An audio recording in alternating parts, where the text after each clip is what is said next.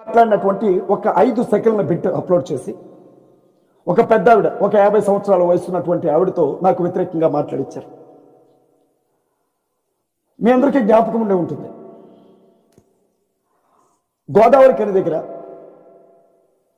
ఒక పాస్టర్ గారు కరపత్రాలు పంచుతూ ఉంటే, ఆ పాస్టర్ గారు అతను విశ్వాసి కరపత్రాలు పంచుతూ ఉంటే మోకాళ్ళ మీద అతన్ని కూర్చోబెట్టి అతను ముక్కుకు నేలకు రాపించి అతనికి బొట్టు పెట్టి అతని చేతులతోనే కరపత్రాలన్నింటినీ చింపించి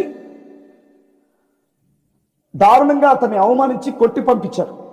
ఆ రోజు నేను హిందూ సహోదరులలో ఆ విశ్వాసి నుదుటి మీద బొట్టు పెట్టినటువంటి వ్యక్తిని ఒక ప్రశ్న అడిగాను.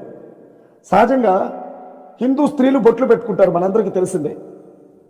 వివాహం జరిగినటువంటి స్త్రీలందరి నుదుటి మీద బొట్టు ఉంటుంది, ఆడబిడ్డలో బొట్లు పెట్టుకుంటారు.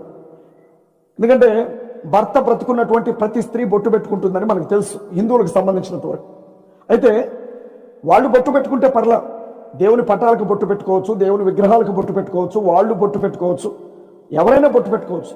కానీ క్రైస్తవ్యంలో ఉన్నటువంటి మగాళ్ళకి నుదుటి మీద బొట్లు పెడుతున్నారు సువార్త పరిచర్యకు వెళ్ళినప్పుడు.